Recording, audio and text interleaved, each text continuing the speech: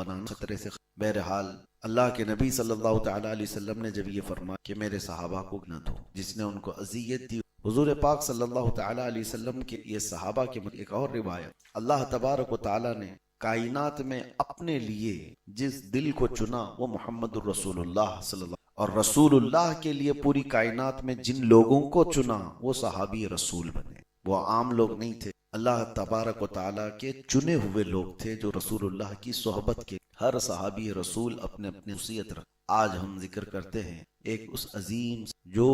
سابقون الاولون میں، یہ لفظ آپ کو سے قبل بھی ہے، سابقون الاولون کا مطلب ہے جو سب سے پہلے، ان کی فضیلت بہت زیادہ کیونکہ قرآن پاک میں ان کا ذکر، والسابقون الاولون من المہاجرین الانصار الذین اتبعوهم باحسان رضی اللہ عنہم، اللہ فرماتا ہے سب سے پہلے اسلام لائے وہ مہاجرین اور انصار میں سے صحابہ جو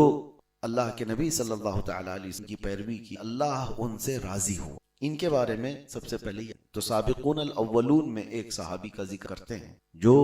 کہتے ہیں، خود بیان کرتے ہیں کہ میں اس وقت اسلام لایا جب ابھی نبی فرض مکہ مکرمہ میں حضور پاک صلی اللہ تعالیٰ علیہ وسلم کے ایمان لایا۔ یہ صحابی ہیں سعد ابن ابی وقاص رضی اللہ تعالیٰ۔ سعد ابن ابی وقاص یہ وہ صحابی ہیں کہ ان کو ایک شرف اور ملا ہے کہ یہ کس کے ذریعے سے اسلام لا۔ مشہور روایت ہے کہ حضرت ابو بکر صدیق رضی اللہ تعالیٰ عنہ کی تبلیغ سے کچھ ایسے بڑے صحابہ ایمان لائے جیسے حضرت عثمان، اس طرح کے 5 صحابہ حضرت ابو بکر صدیق کے تبلیغ پر ایمان لائے، ان میں سے ایک سعد ابن ابی وقاص ہے۔ حضرت سعد ابن ابی وقاص خود اپنا واقعہ بیان کرتے ہیں کہ انہوں نے ایک بار خواب دیکھا، اور خواب میں انہوں نے یہ دیکھا کہ ایک اونچی ٹیلے سے وہ اتر رہے ہیں یا ایک پہاڑ کی طرف آپ جا رہے ہیں، تو اسی اثنا میں آپ نے دیکھا کہ چاند آسمان سے اتر کر ان کے پیچھے پیچھے چل رہا ہے۔ تو اس طرح کے خواب معمولی نہیں ہوا کرتے کہ چاند زمین پر اترا ہو اور ان کے ساتھ ساتھ چل رہا۔ تو انہوں نے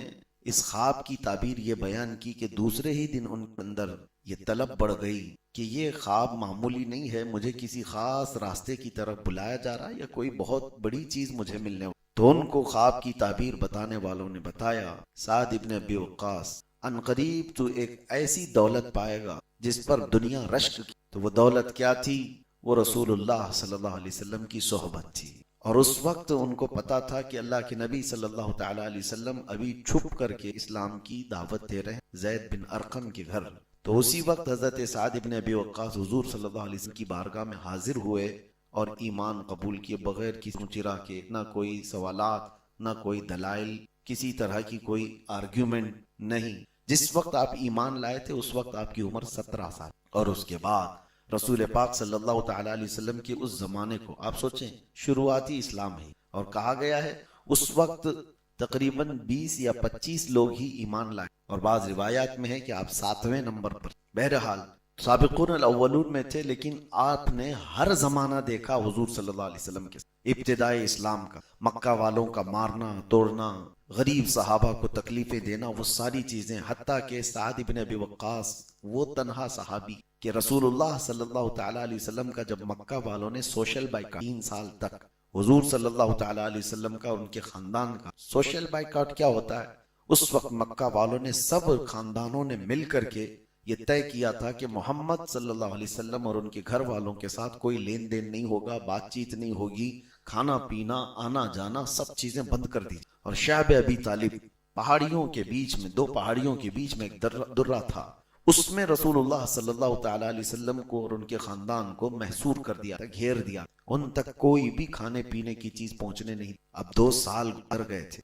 کوئی چیز کھانے پینے کی نہ ہو۔ اس وقت تو خاندان رسول کا بائیکاٹ تھا، لیکن سعد ابن ابی وقاص وہ صاحب کہ جتنے دن وہ سوشل بائیکاٹ رہا، حضرت سعد ابن ابی وقاص خود کبھی حضور پاک صلی اللہ تعالیٰ علیہ وسلم کا مکہ والوں نے بائیکاٹ کی، سعد ابن ابی وقاص کا تو نہیں تھا، ان کا خاندان الگ، لیکن اس بائیکاٹ میں وہ اپنے آپ کو شامل کرتے تھے، یہاں تک کہ آپ نے خود حضور پاک صلی اللہ تعالیٰ علیہ وسلم کو دیکھا۔ ایک بار یہ مدینے پہنچے، یہ ہجرت سے پہلے کی بات ہے، تو ان کا وہاں پر ایک مشرک بھائی بھی تھا، تو سعد ابن ابی وقاص کو مدینے کی کھجوریں پیش کی۔ جب مدینے کا نام یثرب، تو آپ نے کہا کہ مجھے یہ زیب نہیں دیتا کہ اللہ کے رسول صلی اللہ تعالیٰ علیہ وسلم پتوں پر دن گزار رہے ہوں اور ان کا خادم یا کھجوریں۔ ہاں، پتے اگر تم پیش کر سکتے ہو تو میں وہ کھاؤں۔ حضور پاک صلی اللہ تعالی علیہ وسلم کی اعزاز میں جب تک وہ بائیکاٹ چلتا رہا مکہ والوں کا، آپ بھی کھاتے۔ ایک دن کی بات بتاتے ہیں کہ رات کو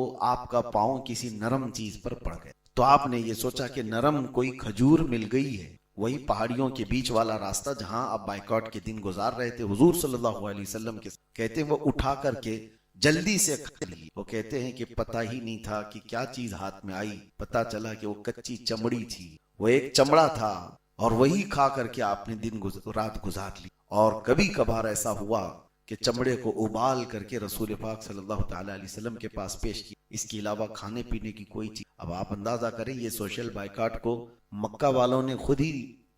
دیکھ کر کے، ان میں کے کچھ نوجوانوں نے دیکھ کر کے ختم کرنے پر ایک پروٹیسٹ کیا تھا، احتجاج کیا تھا بڑے لوگوں کے خلاف۔ کہا کہ یہ کیسی بات ہے کہ ہمارے درمیان جو سب سے افضل خاندان ہے وہ قریش ہے، اور قریش خاندان کا ہم اس طرح سے بائیکاٹ کر کے رکھے ہوئے ہیں کہ انسانیت سے گری ہوئی چیز ہے۔ تو پھر انہوں نے وہ بائیکاٹ کو ختم کیا۔ کعبہ شریف کے پاس جو ایگریمنٹ لکھ کر کے یہ لوگ لگاتے تھے وہ سب کو ان نوجوانوں نے پھاڑ کر ختم کیا۔ تو اس دوران سعد ابن ابی وقاص ہمیشہ رسول پاک صلی اللہ تعالی علیہ وسلم کے ساتھ ساتھ، یہاں تک کہ جب کبھی حضور سفر پر ہوتے یا پھر اللہ کے نبی صلی اللہ تعالی علیہ وسلم کو پہرے داری کی ضرورت ہوتی تو کوئی نہیں، سب سے پہلے سعد ابن ابی وقاص حضور کے۔ ایک بار حضور پاک صلی اللہ تعالی علیہ وسلم نے اپنے ازواج مطہرات سے کہا کہ کوئی آج کی رات پہرا دے دے، مدینے میں کفار کے حملے کا خطرہ زیادہ ہے۔ تو حضور اپنی بیویوں سے ذکر کر، اسی اسنا میں اسلحے کی آواز آئی، تلوار کے ہلنے کی آواز آئی، تو دروازے کے باہر حضور پاک صلی اللہ علیہ وسلم نے پوچھا کون ہے؟ باہر سے تلوار کی آواز جس کی آ رہی تھی، کہا یا رسول اللہ آپ کا نام سعد ابن ابی وقاص۔ حضور نے ادھر یاد فرمایا، ادھر وہ دروازے پر کھڑے۔ حضور پاک صلی اللہ تعالی علیہ وسلم کی پہرے داری اس طرح سے کیا کر، اور آپ حضور پاک صلی اللہ تعالی علیہ وسلم کی ہجرت سے پہلے ہی ہجرت کر چکے تھے، مدینہ طیبہ پہلے جا چکے، اور اس کے بعد اللہ کے نبی صلی اللہ تعالی علیہ وسلم کی ایسے خاص خادموں میں رہے۔ لیکن ان کے گھر کا معاملہ بڑا، جب یہ ایمان لائے تو ان کی ماں بڑی کٹر کافرہ اور مشرک، وہ نہیں چاہتی۔ جیسی ماں کو پتہ چلا کہ سعد ابن ابی وقاص یہ ایمان لائے تو اپنے دوسرے بیٹوں سے کہ سعد سے کہہ دو کہ وہ دین چھوڑ دے یا پھر اس کی ماں کھانا پانی بند کر۔ ان کی ماں ایک دن پورا کھانا پانی سب بند کر۔ دوسرا دن بھی آیا، سعد ابن ابی وقاص اپنی ماں سے بڑا پیار کر محبت بھی کرتے، لیکن ماں بھوکی پورا دن گزار دی۔ دوسرے دن ماں کو سمجھاتے رہے، لیکن ماں بھی کہنے لگی یا تو وہ دین چھوڑ یا تو پھر مجھے اپنا لے۔ سعد ابن ابی وقاص کہتے ہیں اس کشمکش میں تھا کہ آخر کیا کروں۔ تیسرا دن آ گیا اور ماں کھانے کو تیار، وہ کہتی ہے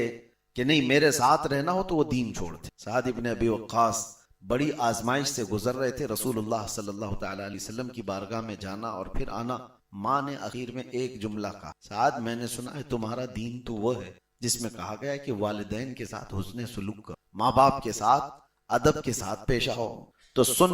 میں ماں ہوں تیری اور تو میرے ساتھ حسن سلوک کر، جو میں کہہ رہی ہوں وہ مان لے، اسی میں میری رضا ہے۔ سعد ابن ابی وقاص کہتے ہیں یہ مسئلہ تو حضور سے پوچھنا، میں تمہارے ساتھ حسن سلوک میں ساری چیزیں کروں گا، لیکن بات ماننے کی جہاں تک بات ہے یہ حضور سے پوچھتا ہوں، کیا ہر بات ماننی چاہیے؟ تو ماں کی محبت، ماں کا احترام اپنی جگہ اور ادب ساری چیزیں ویسی تھیں، لیکن مسئلہ یہ تھا کہ دین چھوڑنے کے لیے کہا جا رہا۔ حضور پاک صلی اللہ تعالی علیہ وسلم کی بارگاہ میں فجر کا وقت تھا، یہی طلب لے کر کے کہ میری ماں کا مسئلہ تو کچھ حل ہو جائے۔ تو اس وقت نماز کے بعد حضور صلی اللہ تعالی علیہ وسلم بیٹھے تھے کہ جبرائیل امین آیتیں لے کر اترا، وَوَصَّيْنَا الْإِنسَانَ بِوَالِدَيْهِ حُسْنًا، اللہ تعالیٰ فتح ہم نے انسان کو یہ حکم دیا ہے کہ وہ اپنے ماں باپ کے ساتھ اچھا سلوک کرے، اور آگے رب تعالیٰ فرماتا ہے وَإِن جَاهَدَاكَ عَلَىٰ أَن تُشْرِكَ بِي، اگر وہ ماں باپ شرک کرنے پر تم کو ابھاریں فَلَا تُطِعْهُمَا، پھر ان کی پیروی، حکم آ گیا۔ اگر وہ شرک کرانا چاہتے ہیں ماں باپ تو پھر تم ان کی بات نہ مانو، وَصَاحِبْهُمَا فِي الدُّنْيَا مَعْرُوفًا، ہاں دنیاوی معاملات میں ان کے ساتھ اچھا سلوک۔ یہ آیت آئی، حضرت سعد ابن ابی وقاص آیت سنتے ہی کہتے ہیں یا رسول اللہ یہ میرے گھر کے لیے یہی مسئلہ لے کر کے آیا تھا۔ تو پھر فوراً گئے اور اپنی ماں سے کہا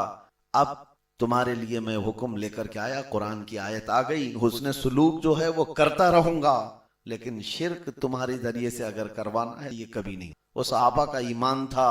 جو جان مانگو تو جان دے، جو مال مانگو تو مال دے، مگر یہ ہم سے کبھی نہ ہوگا نبی کا جلال دے۔ وہ صحابہ تھے، ماں باپ رشتہ داریاں سب ایک جگہ پر، لیکن نبی پاک صلی اللہ تعالی علیہ وسلم پر جو ایمان کی کیفیت تھی ان کی، اس کو کوئی ہلا بھی نہیں۔ پھر ماں نے اپنا روزہ توڑ دی، ختم ہو گیا۔ اس کے بعد حضرت سعد ابن ابی وقاص رضی اللہ تعالیٰ عنہ کی زندگی کے کچھ اہم پہلو میں آپ کو بتاؤں۔ اللہ اکبر۔ ہم اور آپ کیا کہتے ہیں حضور صلی اللہ تعالیٰ علیہ وسلم کی بارگاہ میں؟ کیا کہتے ہیں کہ فدا کا ابی و امی؟ کیا کہیں گے ہم؟ فدا کا ابی و امی، جس کا مطلب ہوتا ہے یا رسول اللہ میرے ماں باپ آپ پر قربان۔ یہ حقیقت ہے یا نہیں؟ ہم دل و جان سے کہتے ہیں، ساری کائنات کہتی ہے اے اللہ کے رسول میرے ماں باپ آپ پر قربان۔ لیکن ایک موقع ایسا ہے، جنگ کے موقع پر حضرت سعد ابن ابی وقاص تیر انداز اور تیر چلانے میں ماہر، تو جنگ کے موقع پر حضور پاک صلی اللہ تعالیٰ علیہ وسلم کے پاس حضرت سعد ابن ابی وقاص کہا یا رسول اللہ اجازت، میں صفوں کو چیرنے جا رہا ہوں۔ تو نبی پاک صلی اللہ علیہ وسلم نے کیا کہا؟ ان کی تیر کو ہاتھ لگایا اور کہا ارمی یا سعد بی ابی انت و امی، اے سعد تیر چلا، تجھ پر میرے ماں باپ قربان۔ یہ واحد صحابی ہیں، ایک ہی صحابی ہیں جن کو اللہ کے رسول نے فرمایا اے سعد تجھ پر میرے ماں باپ قربان۔ کیسا شرف پایا انہوں کہ اللہ کے رسول صلی اللہ تعالیٰ علیہ وسلم جس کو کہہ رہے ہوں کہ میرے ماں باپ تم پر قربان۔ اور یہ فضیلت تو ہے ہی، اس کے علاوہ وہ 10 صحابہ جن کو حضور نے دنیا میں جنت کی بشارت دی، ان میں 5ویں نمبر پر حضرت سعد ابن ابی وقاص۔ 4 تو خلفائے راشدین ہیں، حضرت ابو بکر، حضرت عمر، حضرت عثمان، حضرت علی رضوان اللہ تعالیٰ علیہ مجمعین۔ ان کے بعد 5ویں نمبر پر حضرت سعد ابن ابی وقاص، جن کو رسول اللہ صلی اللہ تعالیٰ علیہ وسلم نے دنیا میں ہی فرمایا کہ یہ جنت۔ اور یہ فضیلتیں اتنی نہیں، آپ اگر تاریخ پڑھیں اسلامی خلافت کی تو حضرت عمر رضی اللہ تعالیٰ عنہ کی خلافت کے بعد جو لوگ کینڈیڈیٹ تھے خلافت کے، حضرت عثمان اور حضرت علی کی خلافت کے وقت، ان امیدواروں میں حضرت سعد ابن ابی وقاص بھی تھے۔ سارے صحابہ 6 لوگوں کو جو منتخب کیا تھا حضرت عمر نے کہ 6 لوگ مل کر کے خلیفہ بنائیں، وہ مجلس شورا بنائی تھی، ان 6 لوگوں میں حضرت سعد ابن ابی وقاص بھی تھے۔ اور اس وقت یہ بھی بات چل رہی تھی کہ سعد ابن ابی وقاص تیسرے خلیفہ بنے، لیکن انہوں نے خود دستبرداری کر لی اور اپنی طرف سے وہ دوسرے کے حق میں ووٹنگ کر دی۔ تو حضرت عثمان غنی رضی اللہ تعالیٰ عنہ کی خلافت کے وقت بھی سعد ابن ابی وقاص کی رائے لی۔ اس کے علاوہ ایک بڑی بات ہے، احد کے میدان ان کے جو قریبی دوست تھے عبداللہ بن جحش، بہت قریبی یار تھے، دونوں کی بہت بنتی، اور دونوں اٹھنا بیٹھنا آنا جانا بازاروں میں ان کا ساتھ۔ یہ سعد ابن ابی وقاص